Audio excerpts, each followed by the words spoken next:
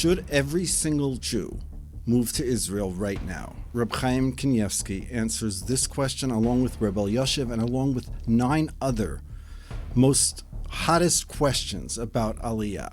But before we get to that, I want to show you a modern day prophecy.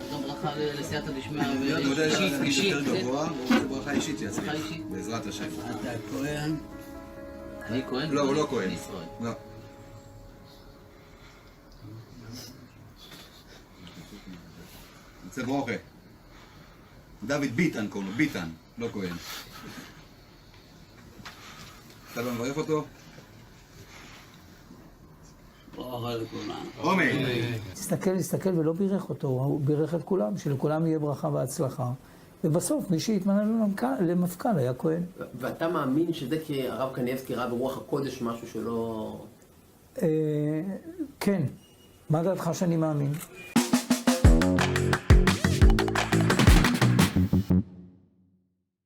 Welcome back to the podcast. My name is Aharon Sokol and you're watching Parsha Inspired. In this video, we're going to unpack some of the most common questions that were asked to Rav Chaim Kanievsky, Rabbi Yoshev, and we'll see how they answer about the question of whether or not Jews should be moving to Eretz Yisroel right now. And furthermore, what if you're a rabbi of a community? Should you move? What if you're a manal of a large Jewish school? What if you're a kiruv outreach professional who has hundreds, if not thousands of students in Chutz La'aretz? What if you're taking care of your elderly father? What if you are a successful doctor who has lots of patients who need you in Chutz La'aretz? Should you be moving to Eretz Yisroel? What if you support yeshiva institutions in Eretz Yisroel, and by moving to Eretz Yisroel you won't be able to support them? We'll deal with all these questions one by one. Let's dive in. I asked Maran Rav Chaim Kanievsky the following question, year 5775, on behalf of a respected Hasidic group, Rabbi Blank Shlita, from the United States. The Rabbi lives in the United States. He lives such a spiritual life, despite living in the center of materialism in the city of blank. This one could almost say that he lives a life of Eretz Yisroel in America. He despises American materialism and resents the fact that he lives there. For many years, he has yearned to move to Eretz Yisroel, but since he is like a father and shepherd to around 80 families of his Hasidim, this is not an easy decision for him to make. Due to his feelings of responsibility towards his followers, he is uncertain whether he is permitted to move to Eretz Yisroel and forsake his flock. He requested that Maran should guide him in the right direction. Maran replied, they should all move to Eretz Yisroel. His Hasidim should also move there. I asked Maran, if the Hasidim do not wish to move to Eretz Yisroel or are unable to do so, should the Rebbe still move there? Maran replied, he should move there. The next question we're going to deal with is, should a person who is in kiruv in Chutz La'aretz, should he move to Eretz Yisroel when he's needed so much in Chutz La'aretz? Let's take a look. A certain kiruv Torah outreach worker is very successful in bringing our Jewish brethren closer to Hashem and His Torah in a distant city in the United States. He would like to know if he can move to Eretz Yisroel. However, in his town there's only one shul, one Jewish community, and he runs them and takes care of everything. Due to the responsibility that rests on him, he is uncertain whether he is permitted to move to Eretz Yisroel. Therefore, he would like to ask Maran whether he may move or whether he must stay where he is. Maran wrote to me the following reply, it is a mitzvah for him to move to Eretz Yisroel. What happens if this person who wants to make aliyah runs a school with hundreds of kids, and he is the most important person in his community? Let's take a look. My friend from England would very much like to move to Eretz Yisroel. He has 8 children and runs an educational institution with hundreds of children. The heads of the institution insist that he remain, as no one else could run the institution as in the successful way that he does. They say that he is irreplaceable. I asked Rabbi Yoshev in the winter of 5770 whether he needs to take into account what the heads of the institution are telling him. Rabbi Yoshev replied, this is a consideration. I then asked, Should he move to Eretz Yisrael or not? Rabbi Yoshev replied, this is undoubtedly a consideration not to be taken lightly. Later that day, I visited Maran Rav Chaim and asked him this question. Maran replied the institution should find someone else. I asked Maran, is it correct for him to move to Eretz Yisrael in the current situation? Maran replied, ask my father-in-law, Rabbi Yoshev. I told Maran I already been to his father-in-law, and he said that it is a consideration, but he did not come to a conclusion. Maran replied, then you are exempt. He may come to Eretz Yisrael. I went from there to visit Rav Steinman and told him that my friend is very happy with his children's education in England. He would like to ask whether he should be concerned about the education in Eretz Yisrael. Rav Steinman replied, he need not be concerned about it. It will be good. I asked Rav Steinman, if so, what would be a good time for him to move to Eretz Yisrael? Rav Steinman replied, the sooner, the better.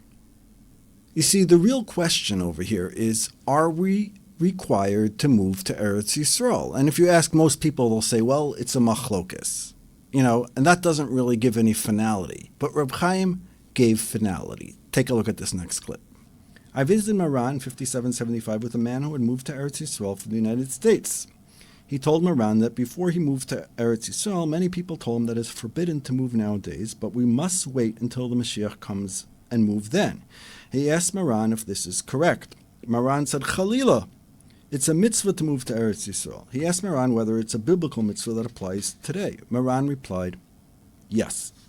The rabbi of a community in Chutz La'aretz who wishes to return to Eretz Yisrael. I asked Reb Chaim as follows. Ruvain, an avrech from Eretz Yisrael, went to one of the Gedolei Ador who told him to move abroad, where he would become a rabbi of a community, the head of a school, and Rosh Yeshiva of an evening kollel.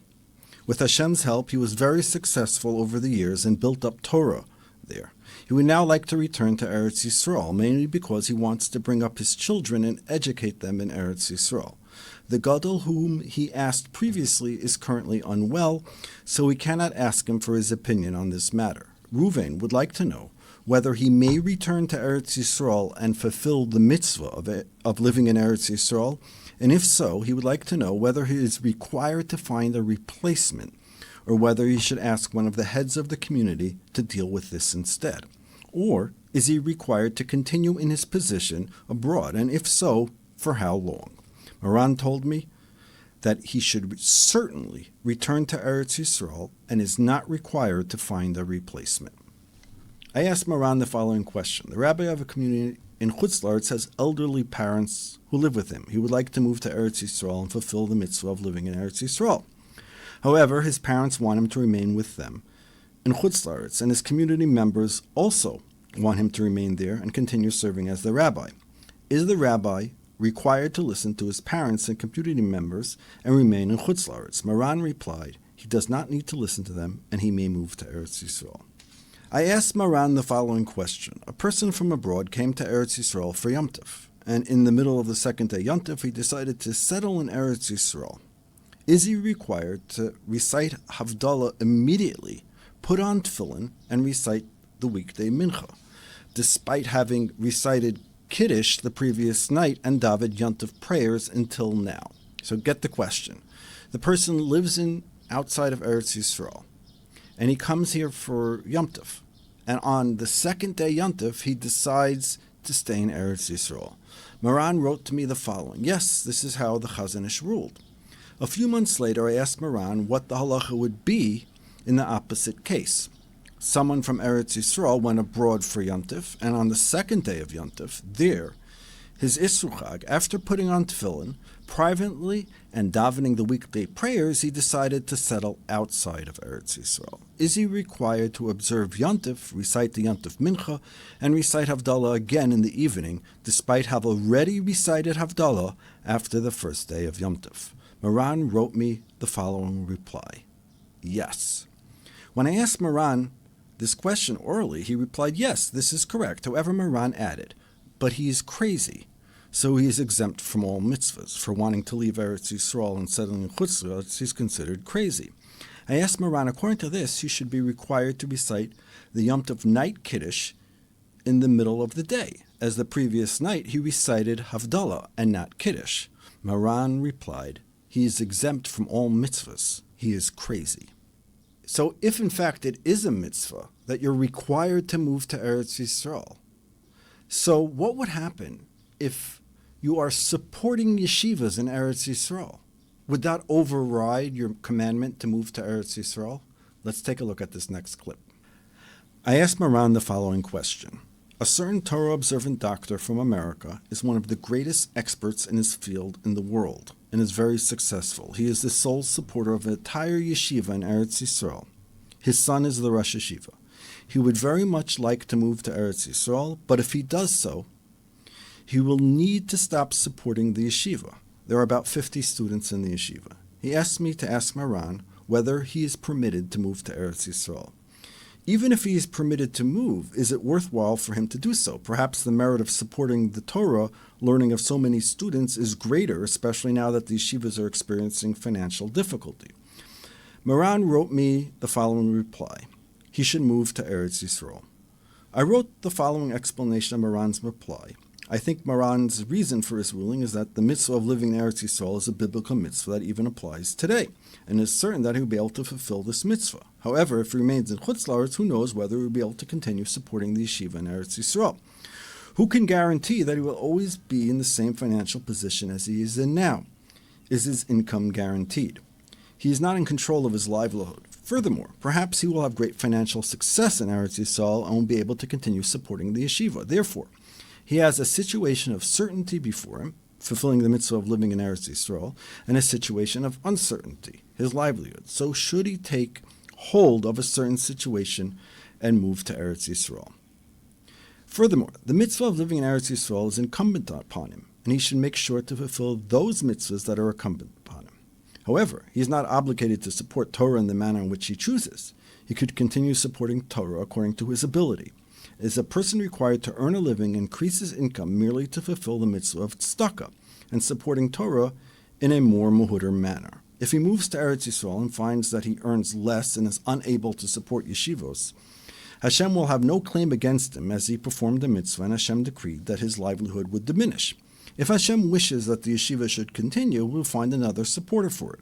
On the other hand, if Hashem wishes that the yeshiva should close, Hashem will cause it to close even if the doctor remains in Chutz La'aretz. Therefore, he should not become involved in Hashem's calculations, but should do what's incumbent on him. I showed Maran what I had written and asked him if these are indeed reasons why he ruled this way. Maran wrote to me the following reply. Correct. He told me orally, correct, this is the halacha. The halacha is that he must come to Eretz Yisrael. I visited Maran with a man who related that he had moved to Eretz Yisrael 7 months ago, but his children were experiencing difficulties with their studies, and he was having difficulty educating them. He would like to know whether he should return to Chutz La'aretz or remain in Eretz Yisrael. Maran replied he should remain in Eretz Yisrael. He gave him a blessing that his children should succeed in their studies, and that he and his wife should be successful in educating them. I asked Maran the following question. A woman opened the letters she received in the mail and discovered that her husband had won a ticket to Chutz La'aretz from a raffle in which they had participated. Since she heard that Maran holds that it is forbidden to go to Chutz La'aretz on a pleasure trip, she would like to know whether she is permitted to rip up the ticket, if she can do so without her husband knowing about it. In this situation, there was no option of giving the ticket to someone else who was permitted to travel to Chutz La'aretz. There was also no option of exchanging the ticket for its cash value. Maran replied, yes, she's permitted to rip it up. I visited Maran on Mar Cheshvan 5779 with a bacher from abroad. I related to Maran that the bacher had been learning in yeshiva in Eretz Yisrael for 2 years, but his parents want him to return home to study a profession and begin his life. For a long time, they have been putting excessive pressure on him to do so. However, the bacher wishes to remain in Eretz Yisrael and learn in yeshiva until Pesach. I asked Maran whether he needs to listen to his parents in this matter. Maran replied, one cannot make someone leave Eretz Yisrael to go to Chutz La'aretz. The bacher was extremely worried what his parents' reaction would be, as they were very strict and insist that he do as they say. They're not the type of people who ask rabbinic advice about such matters. When he returned to yeshiva, he asked his rabbis how he should inform his parents about what Rav Chaim Kanievsky told him. Amazingly, 2 days later, when he was feeling scared, hesitant, and confused, the bacher called his father. When he was about to tell his father what had happened, his father told him that he asked advice from a certain rabbi who decided on his son's behalf that it would be worthwhile for him to remain in yeshiva in Eretz Yisrael until Pesach. In Tammuz 5774, our wicked enemies from Hamas began shooting rockets at several places in Eretz Yisrael. From the first day the sirens were heard, many people began to experience terrible fear. I was asked to seek guidance from the Gedolim as to whether it is correct to be afraid, and whether it should be worthwhile traveling to Chutz La'aretz at this time. When I asked Rav Steinman this question, he smiled and said to me, "What would happen if all the Jews leave Eretz Yisrael?" He added that there is no need to leave, and gave his blessing that everything should be peaceful. Maran told me, "Tell him, those who are afraid should come to Bnei Brak." I told Maran that they do not want to come to Bnei Brak. They either want to remain in Beit Shemesh or fly to America. Maran replied, instead of America, they should come to Bnei Brak. I asked Maran the following question. A certain Talmud Chacham who lives in Eretz Yisrael has a student who lives abroad and asked him to come to be a sandik at a bris of his son. Should he go abroad for this purpose? Maran replied, it is not worthwhile. A couple in their 30s live in the United States and have 2 daughters and 2 sons. The husband would very much like to move to Eretz Yisrael. However, the wife finds this very difficult, as her mother and her family help her considerably with looking after the children, and in Eretz Yisrael she has no close family to assist her. The wife is prepared to move to Eretz Yisrael on condition that they do not have any more children. She finds it extremely difficult to deal with her 4 young children and claims that if they would have more children and no help from her mother, the situation would be unbearably difficult. The husband believes that the education his children will receive in Eretz Yisrael is superior to that in Chutz La'aretz. Additionally, his wife's family are not Haredi, and he wants to minimize their influence on his children. The husband would like to know the Torah approach to this matter. Would one say that since he already has fulfilled the mitzvah of having children, he should agree to his wife's condition? She is stubborn, and there is no chance of influencing her to change her mind in the foreseeable future. Or should he remain in Chutz La'aretz, and with Hashem's help, they will have more children? They have plenty of funds available and assume that the situation will be the same in Eretz Yisrael. They are not concerned with this at all. Maran wrote to me the following reply. The halacha is like Rabbi Yehoshua, that a person should continue to have children even after having fulfilled the biblical command to have 1 son and 1 daughter. The one who provides children also provides sustenance. After receiving this reply, I asked Maran the following question. The couple would like Maran to provide them with a clear ruling whether they should move to Eretz Yisrael or remain in the United States. They are prepared to do whatever Maran says. Maran wrote to me the following reply. They should move to Eretz Yisrael. I asked Maran the following question. A couple who lived in Eretz Yisrael asked me to ask Maran what they should do. For the past 5 years, they have arranged a camp for girls from Europe, England, Austria, Switzerland, and France in the French Alps. The camp is designed to ensure that levels of tznius, modesty, and dress behavior are maintained even in a camp. Girls come from every year from the best families. The camp has saved and built up many girls in a spiritual sense over the past few years. The Alps are a 7-hour journey from Paris. They have never encountered any problems of anti-Semitism there. However, in the view of the present situation of frequent terror attacks in France and other places, they would like to know whether there's anything to be concerned about this year, as there are Jewish hotels in the vicinity, and whether they should go there as usual, as those who are performing a mitzvah come to no harm. If they are permitted to travel there, can they fly during the 9 days to set up the camp, which begins 2 days after Tisha B'Av? At first, Maran replied, they should move to Eretz Yisrael. I replied that they all live in Eretz Yisrael, but would like to travel to the camp to save the girls. Maran replied, they do not need to travel to Chutz La'aretz. They do not need to. They do not need to. 2 weeks later, I turned to Maran to ask him the following question. The couple would like to ask that although they might not need to travel, this is a major source of their livelihood. So they would like to know whether they're permitted to travel or whether they should be concerned about the terror attacks that have taken place during the past few weeks, especially in France. Maran replied, Hashem should help, but it's not correct to travel during the 9 days. I asked Maran if they should travel before the 9 days. Maran replied, yes. So there you have it, my friends. Rav Chaim Kanievsky was very clear about moving to Eretz Yisroel. So next time you ask your Rav, should I move to Eretz Yisroel? And if he doesn't say yes, you could ask him what Rav Chaim Kanievsky would say and why. In fact, does he disagree? So thank you for watching Shavua Tov. Please comment. I'll try to read the comments. Until next time, Chazak va'amatz, Shalom from just outside Jerusalem.